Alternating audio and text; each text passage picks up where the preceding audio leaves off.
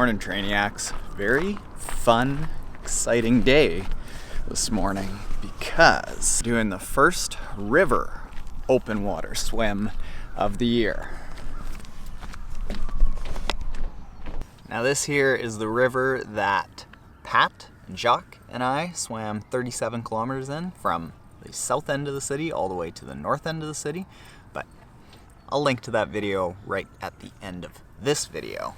But today, we're gonna have a little chat about the ROKA Maverick Comp II. This is ROKA's entry-level wetsuit. It's a third of the price of the Maverick X. Apparently, a large part of it just as good. We'll see. We'll talk about that.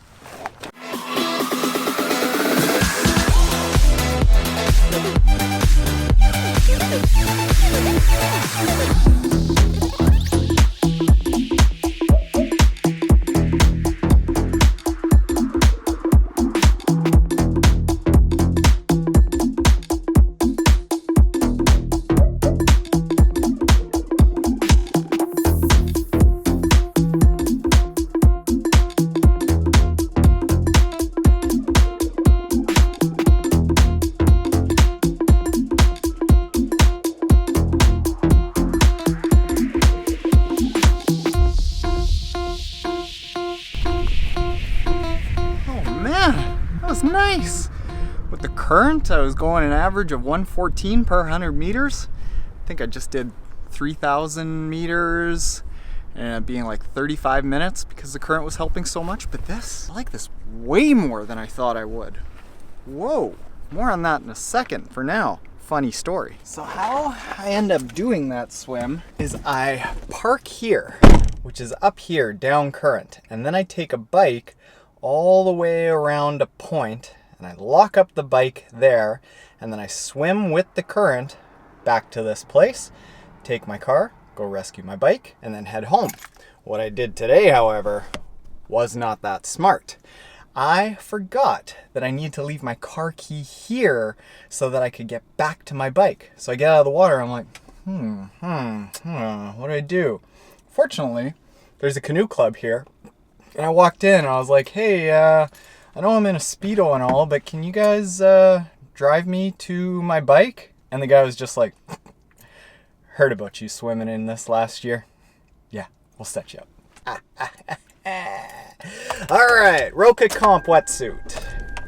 All right, Trainiacs, let's talk ROKA Maverick Comp II versus the ROKA Maverick X. This is the absolute tippy top of the line wetsuit that ROKA makes. It's the most expensive. It's what they market to be the fastest. This is the entry-level wetsuit that ROKA makes that they say is the fastest entry-level wetsuit in the world. Of course, they're gonna say that.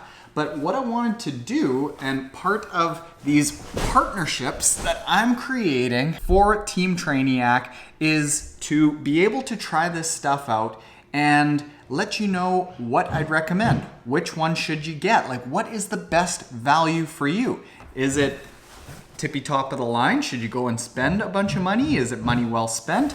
Or are a lot of people better off with something that's more entry level? Are you gonna get a better value out of this? So let's talk about the similarities for starters. I would actually say that these wetsuits are probably more similar than they are different.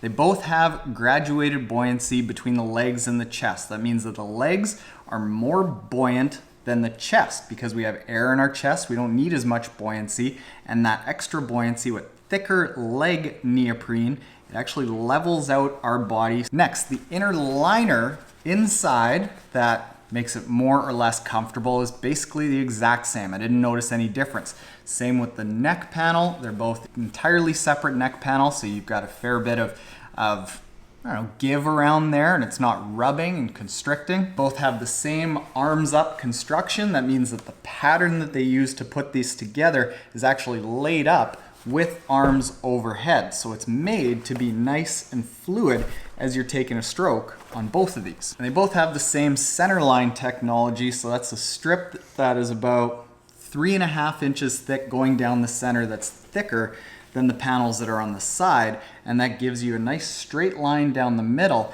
and allows you to rotate from side to side easily. And they both have the same SCS nano covering on the suit. I really can't tell what that is. It still just looks like neoprene, but apparently it's so that the water beads off of it a little bit quicker and you slide through the water easier. Now here's where we start getting just a little bit different. They're both designed, and this is what ROKA came up with early on when they came out with the ROKA Maverick Pro. They're stiff in the lower torso, but in different ways. So the Comp here is just a stiffer suit. You put it on and it doesn't feel nearly as fluid. You can't move as easily. You can't do arm circles nearly as easily. So that alone keeps you nice and stiff in the core. And for, say, amateur swimmers, age group swimmers, basically the vast majority of triathletes who don't come from a swimming background, it's gonna stop you from wiggling like this alone without really any additional features. This ROKA Maverick X, it's called the X because on the back, in the core, all throughout the paneling here, there's a bunch of stiff panels that are stitched in there that keep it nice and tight. And I think that it needs that because it has to make up for the fact that it's extremely flexible. The average triathlete needs some restriction because we are fairly wiggly. So this, being a flexible wetsuit, almost has to add in that exoskeleton, I think it's called. Now, differences, the forearm panels have like a little tiny thin, almost like swim skin material on the more expensive Maverick X. There are no forearm panels in the Maverick Comp. The leg panels, basically the same, but they just seem to be a little bit stretchier in the Maverick X, a little bit easier to kick off, but I mean, it's not like the Comp was difficult to take off this morning at all. Actually, now that I look at it, it seems like there's a little bit more meat that we can take off there. Walking around in the Maverick X feels very light and very fluid. Walking around in the Maverick Comp feels a little bit clunkier. That said, some of the fastest swimming I've ever done in open water was this morning in the Maverick Comp. And I think that that's because I am like the average age group triathlete swimmer, that I don't have a swim background, so I need that little bit of stability. And is the added flexibility of this really getting me that much benefit? Well, apparently in a lot of testing with wetsuits, there are a lot of age group triathletes that will do better in a more entry-level suit because it has more stiffness. Now, here's the biggest difference. The Maverick X is $925 US. The Maverick Comp, $350 US. In addition to that, because this is so flexible, it's not nearly as durable.